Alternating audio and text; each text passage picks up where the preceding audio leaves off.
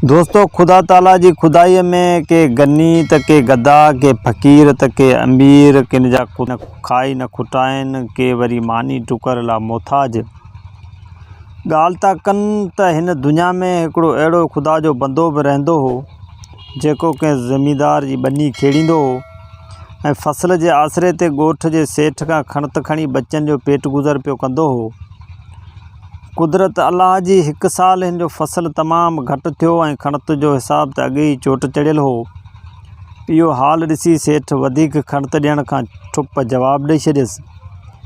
हिन ग़रीब घणेई ख़ुदा जा वास्ता विझी मिनथूं कयसि त सेठ साहिबु जेकॾहिं ओधर नथो ॾिए त भला लाबार लहण ताईं व्याज ते रक़म ॾे, फसल लहण ते व्याज समेत रक़म कटे वठिजांइ। पर हू ओधर ॾियण खां सफ़ा ठुप जवाबु ॾिनो ऐं उनखे चयाईं त हेतिरो कर्ज़ु थी वियो आहे, सो बि तो कोन्हो, ऐं जेकॾहिं अञा तोखे वधीक ॾियां सो मूंखे कीअं मिलंदो। हीउ वीचारो माठड़ी करे नाउमेद थी मोटी आयो। नेठि हिकिड़े ॾींहुं जॾहिं हालत सुम्हण खां चढ़ी वियसि तॾहिं हीउ ग़रीब वरी बि सेठ वटि आयो ऐं खेसि ॾाढियूं मिनथूं ऐं आरज़ियूं कई, पर हिन वरी बि संदसि का बि हिकु न ॿुधी। आख़िरी हथें ख़ाली घर मोटी आयो। अहिड़ी तरह ॿिन्ही ज़ाल मुड़ुस खे 3 ॾींहं 3 रातियूं लंघी विया बिना खाइण पीअण जे। चौथे ॾींहुं संजय जो ई ज़ाल मुड़ुस गणतियुनि में वेठा हुआ त ओचितो दर खड़कियो। हारी दर खोले ॾिसे त 4 हमरा बीठा आहिनि। जिन खां पुछा कई त दादा तव्हां केरु आहियो? हिननि जवाबु ॾिनो त सॼे ॻोठ मां थी आया आहियूं, पर को बि राति जा 4 पैर राइण लाइ तयारु नथो थिए। जे तूं महिरबानी करीं तुंहिंजो अहसान कॾहिं बि कोन विसारींदासीं। पहिरीं त दिलि में ख़्यालु कयईं त मोटाए छॾियानि, पर पोइ ॾिठाई त महिमान आहिनि, अलाह जी रहमत पंहिंजी रोज़ी पाण सां खणी आया हूंदा। मन इन्हनि जे सदके अलाह असांखे बि खणी को टुकर खाराए। सो चयाईं त अदा मुंहिंजूं अखियूं थधियूं, भली अची रहो। पोइ जॾहिं जेको हाल आहे सो हाज़िर आहे। इहो ॿुधी महिमान ॾाढा ख़ुशि थिया ऐं अंदरि अची आराम सां वेही रहिया। हारी अची सॼी ॻाल्हि पंहिंजी ज़ाल खे ॿुधाई, जंहिं चयसि त चङो कई, पर हाणे अन्न दाणा वठी त महिमाननि खे कंहिं मानी खारायूं। हीउ मुड़ुसु अलाह जो नालो वठी सेठ वटि वियो ऐं चयाईंसि त असीं ज़ाल मुड़ुसु 4 ॾींहंनि खां वठी बुखिया आहियूं। पेट ते पथर ॿधो पियो आहे, वक़्तु गुज़रे पियो, पर असां वटि अॼु 4 महिमान आया आहिनि। सो भलाई करे एतिरो अटो ॾे जो महिमाननि खे खाराए ख़ुशि करियूं। सेठ चयो तोते अॻु में ई घणो कर्ज़ु चढ़ी वियो आहे। तुंहिंजे बारे में झिरकियुनि जे झार जो खाधो बि मस आहे। उन मां तूं अलाए जे कर्ज़ु बि पूरो लाहे सघें या न। अञा बि वधीक खंदे खणण लाइ चेल ॿधी आयो आहीं। आऊं तोखे असलु पाई बि कोन ॾींदुसि। हारी मिंथ करे चयसि त सुभाणे 2 पहरनि अंदरि जेकॾहिं हिन अन्न जी रक़म किथां बि कमाए आणे तोखे ॾिनमि त ठीकु आहे, जेकॾहिं न त मुंहिंजे जिस्म मां तूं सेर गोश्त जो कपे कुतनि खे खाराइजांइ। सेठ वराणनि त जेकॾहिं इहो तूं वाइदो करीं त आऊं तोखे अटो ॾींदुसि। ऐं हारी वीचारे इहो वाइदो कयो ऐं उन खां पोयां उन अन्न ॾिनो। अन्न खणी घर पहुतो ऐं ज़ाल खे ॾिनाई, जंहिंमां मानी पचाए पहिरीं महिमाननि खे ॾिनी वई। जॾहिं उन्हनि खाई ढो कयो तॾहिं बाक़ी जेको बचियो सो पाण ॿई ज़ाल मुड़ुसु खाई अलाह जो शुक्र अदा करे सुम्ही पिया। होॾा महिमान जॾहिं मानी खाई लेटिया तॾहिं पाण में ॻाल्हियूं करण लॻा। हिकिड़े चयो त अदा ही तमामु ग़रीब ऐं मिसकीन थो ॾिसण में अचे। ख़ुदा न करे पर जे मथसि का मुसीबत आई त उन मां आऊं संदसि मदद कंदुसि। इहो ॿुधी ॿिए चयो वरी जेकॾहिं कंहिं ॿी मुसीबत में फाथो त खेसि आऊं छॾाईंदुसि। टे ॼणे चयोसि त जेकॾहिं कंहिं 3 सख़्ती में फथो त हिन जी जिंद आऊं आजी कंदुसि। चौथे चयो त अदा जेकॾहिं चौथी खे आफ़त में फाथो त उतां हिन खे आऊं पार कराईंदुसि। ईअं ॻाल्हियूं कंदा सभु सुम्ही रहिया ऐं असर जो उथी जेॾां जा हुआ तेॾां हलिया विया। सुबुह जो ज़ाल मुड़ुस खे चयो त सिज कनी कढी आहे, उती वञी का मज़ूरी करे मंझंदि खां अॻु सेठ खे अटे जी रक़म वापसि ॾे। हिन हा कई, पर आर्स सबबु हेॾां होॾां ईंदे वेंदे पैर सिज जो चढ़ी वियो ऐं कम ते बि न वियो। ज़ाल हर पई चवेसि त हीउ बि हाउकार कंदो रहियो, तव्हांजो 1.5 पैर गुज़री वियो। उते ज़ाल बि अची तपायसि त सेठ वटि तुंहिंजी पत अॻे ई पधरी आहे। अलाह जे नाले तकिड़ो वञ, देरि न कर, न त 70 मां सेर गोश्त जो ॾियणो पवंदई। हाणे हीउ बि कुझु डप खां गंदी कुल्हे ते रखी मज़ूरी करण लाइ घर खां ॿाहिरि निकितो। अञा 2-4 विखूं ई मस खईं त हिकिड़े उठ खे पंहिंजी पोख भेलींदे ॾिठईं। ख़्यालु कयईं त पहिरीं हिन उठ खे ॿनी मां कढी पोइ वञी कंहिं धंधेदारी जी करियां। सो डोड़ंदो अची हुन उठ खे हकणु लॻो। भला साओ गाह किथे तो उठ निकिरे। उठ जी ॾांठ हिरी वई, सो वरियो फिरियो हुन ॿनी में बीठो आहे। तंहिं ते अची जो हारी खे कावड़ खयों, सो खणंदड़े हिकिड़ो वॾो पथर उठ खे जो वाहे कढियईं। पथर लॻण साण उठ टंगियूं टेड़ियूं करे किरी पियो ऐं मरी वियो। उठ जे किरण जो आवाज़ ते उनजो जेको धणी वण जी छांव हेठि सुतो पियो जाॻी पियो ऐं डोड़ंदो अची हुन हारी सां विढ़णु लॻो ऐं हिनखे चयाईं त कुझु सावन ॿूटनि जे करे मुंहिंजे 1000 जो उठ तो मारे विधो। हाणे पैसा भरे ॾे, न त बादशाह वटि हल। अञा ही ॿई ॼणा पाण में ॻाल्हाए रहिया हुआ त सेठ बि अटे जा पैसा उगाड़ण लाइ काती सेर ऐं साइमी सूदो अची उते पहुतो। छा ॾिसे त हारी ऐं जत पाण में विड़िया बीठा आहिनि। उठ वारे सेठ खे चयो त दादा, हिन माण्हू मुंहिंजो उठ मारे विधो आहे ऐं पैसा बि वठसि कोन्हे, तंहिं करे इंसाफ़ वठण लाइ बादशाह वटि वठी थो वञासि। इहो ॿुधी हिन हारी खे चयो, मियां अंजाम मूजिबि मूंखे पंहिंजा पैसा ॾे। हारी वराणियसि त तुंहिंजे कर्ज़ लाहिण लाइ कमाइण ते वियसि त वाट ते ही मुसीबत ॻिची में पइजी वई। हाणे तोखे किथां पैसा ॾियां? तंहिं ते हिन चयसि त भला हल बादशाह वटि, इहो असांजो न्याय कंदो। ईअं चई जत सेठ उन हारी खे झले बादशाह ॾांहुं रवाना थिया। उन मुल्क जो बादशाह बि वॾो ज़ालिम हो। इंसाफ़ वक़्तु घणी सख़्ती खां कमु वठंदो हो, तंहिं करे रैयत खेसि ॾाढी डिॼंदी हुई। हारी वाट वेंदे वीचार कयो त बादशाह वटि पहुचंदसि त अलाए जे कहिड़ी सज़ा ॾिए, तंहिं करे छो न अटकल करे कंहिं घर में घिड़ी वञा त जीअं हिन ॿिन्ही बलाउनि खां जिंद छुटी पए। इहो पको सोचे हारी वज ॻोल्हणु लॻो।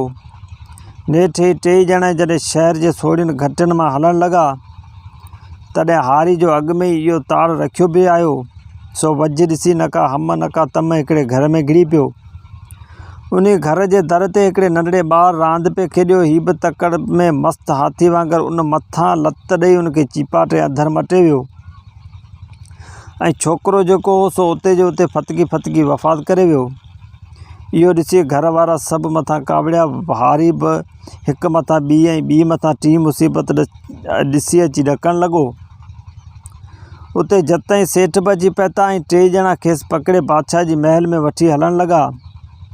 हारी हलंदे हलंदे दिलि में चयो त अॻे हुई सज़ा, पर हाणे त खून बि करे विधो अथमि, सो बादशाह ज़रूरु खून जो बदिलो खून वठंदो। हाणे त साह बचाइण जो को सबबु बाक़ी न रहियो आहे। मुंहिंजो बादशाह वटि पहुचणु ऐं फांसी ते लटकणु। हाणे हिननि खां कीअं जिंद छॾायां? 4 ॼणा हलंदा हलंदा अची शाही महल खे वेझा पिया। किले जूं चाड़ियुनि ते चढ़ी जॾहिं मथे पहुता, तॾहिं हारी ख़्यालु कयो त हितां जे खणी टप ॾियां त बाग़ जी नरम ज़मीन ते धक बि कोन ईंदमि ऐं भॼण में बि सवलाई थींदी। इहो ख़्यालु करे खणी जो पाण छॾियईं त कुदरत अलाह जी उते हिकिड़े भित जी छांव में 2 भाइर उन बाग़ जा माली हुआ। महिनत करे अची उते आरामी थिया हुआ ऐं निंड अची वई हुई ऐं वॾो भाउ जेको सो जाॻियो पिए। हीउ मुड़ुस बि फिरंदो फिरंदो अची उन सुतल भाउ जे सीने ते किरियो, जेको वीचारो हिन ओचिती आफ़त किरण सबबु उते ई मरी वियो। एतिरे में वॾे भाउ खणी हिनखे पकड़ियो ऐं मथे वेठल 3 फरियादी बि तकड़ा हेठि लही आया। चैनी खणी हिनखे झली ॿधो ऐं सिधो बादशाह जे हुज़ूर में वठी आया। बादशाह उन महिल दरबार लॻायो वेठो हो। हिननि 5 ॼणनि खे ख़राबु हालत में ॾिसी खाइनि पुछा कयईं त अवी केरु आयो ऐं अव्हां सां हीअ जुठ कंहिं कई आहे? चैनी पंहिंजी सरबस्ती ॻाल्हि करे ॿुधाई। चैनी जूं ॻाल्हियूं ॿुधी बादशाह हारी खां चयो त तो सेठ सां अंजाम कयो हो, हारी वराणियो त जीअंदा क़िबला अव्हां जी बादशाही बरक़रार हुजे। मूं बराबरि इहो वाइदो कयो हो।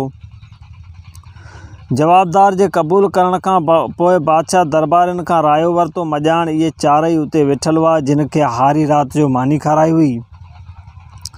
हिननि जॾहिं हारी खे मुसीबत में ॾिठो तॾहिं उन्हनि मां पहिरियों महिमान उथी बीठो ऐं चयईं त बादशाह सलामत हुकम मिले त हिन मुक़दमे जी फतवा आऊं ॾियां।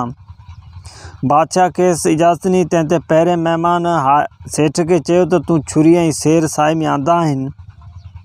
सेठ चयो त हा साईं। तंहिं ते महिमान चयसि हाणे तोखे इजाज़त आहे, तूं भले हारी जे कंहिं बि उज़वे मां हिकु वार सां शेर गोश्त जो कपे वठि, पर जेकॾहिं घटि वधि थियो त उन लाइ जवाबदार रहंदे ऐं पोइ कचहरी जेका बि तो ते सज़ा रखंदी सा तोखे मञणी पवंदी।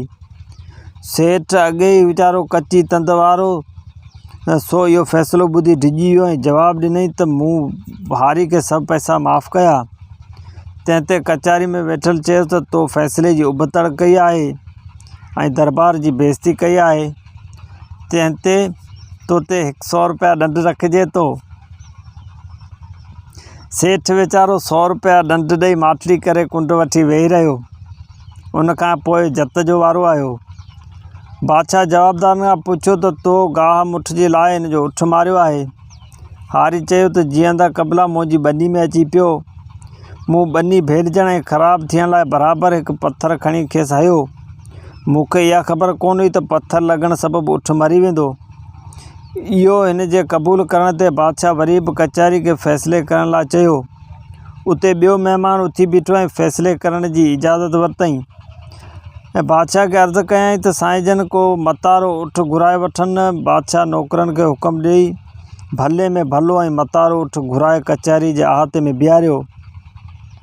उते ॿिए महिमान उठी खे चयो त हाणे ही ॿ सेरी खण ऐं उठ खे कनोटी वटि ज़ोर सां उछले हण।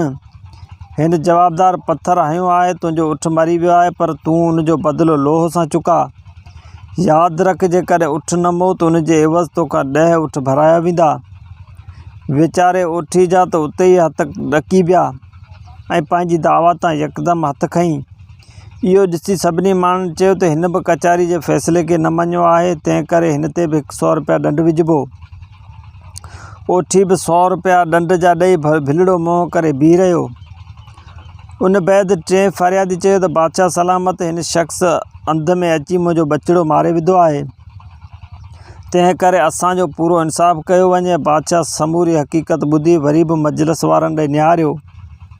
उते टियों महिमान उथी बीठो ऐं चवणु लॻो त सरकार हिन फ़ैसिले जी इजाज़त मूंखे मिले। बादशाह खेसि इजाज़त ॾिनी। तंहिं ते हिन ॿारड़े जे पीउ खे चयो त हीउ खून हिन ॼाणी वाणी त नाहे कयो, बल्कि डप ऐं ख़ौफ़ में भॼंदे अचानक थी पियो आहे। जेकॾहिं माफ़ु करी त बहितरु आहे, न त तोखे इंसाफ़ वठी ॾिजे। इहा ॻाल्हि ॿुधी ॿिन्ही ज़ाल मुड़ुसुनि गॾिजी अर्ज़ु कयो त साईं असांखे इंसाफ़ घुरिजे। तंहिं ते उन महिमान चयनि त अव्हांखे अहिड़ो ई पुटु खपे। हिननि वराणियो हाउ साईं। इहो ॿुधी ॿार जे पीउ खे चयईं त हाणे तूं पंहिंजी ज़ाल हिन हारी खे ॾे। जॾहिं हिन मां पुटु ॼमी एॾो थिए तॾहिं तूं पंहिंजो पुटु ऐं पंहिंजी ज़ाल मोटाए वठिजे। इहो फ़ैसिलो ॿुधी ॿार जो पीउ बि मुंझी पियो ऐं खुलियल कचहरी में इहो फ़ैसिलो ॿुधी सो शर्म खां कंधु खणी हेठि कयईं ऐं पंहिंजे फ़रियाद ताईं खणी हथु खयाईं। तॾहिं ॿियनि सभिनी चयसि त तो बि बादशाह जी कचहरी जी बेइज़ती कई आहे, तंहिं करे तो ते बि 100 रुपया ॾंढ आहे। अहिड़ी तरह हीउ बि वीचारो 100 रुपया ॾेई रवानो थियो। हाणे चोथें फ़रियादी जो वारो आयो, जंहिंजो भाउ हारी जे मथां किरण सबबु मरी वियो हो। हिन बि साॻी तरह समूरी हक़ीक़त बादशाह खे ॿुधाई ऐं इंसाफ़ लाइ दरख़्वास्त कई। बादशाह हारी खां वरी पुछियो त तो बराबरि हिन जो भाउ मारियो आहे। हारी वराणियो त हुज़ूर, जन तव्हांजे डप खां मूं बराबरि किले जी भित तां टपो ॾिनो, हेठि सुतल माण्हू जे मथां वञी किरियसि। मुंहिंजे किरण सां बराबरि हिन जो भाउ मरी वियो आहे। हिन जो ॾोह क़बूलण ते बादशाह वरी बि कचहरी वारनि खां रायो पुछियो। उते चोथों महिमान उथी बीठो ऐं चवणु लॻो त जीअंदा क़िबला, हिन जो फ़ैसिलो आऊं कंदुसि। बादशाह ऐं कचहरी खेसि इजाज़त ॾिनी। तंहिं ते चोथें अमीन फ़रियादी खे चयो त हाणे तुंहिंजे भाउ वारी हंधि ते हिन खे था सुम्हारियूं ऐं तूं किले जी भित तां अहिड़ी तरह त टपो ॾे जो सिधो वञी हिन जे मथां किर।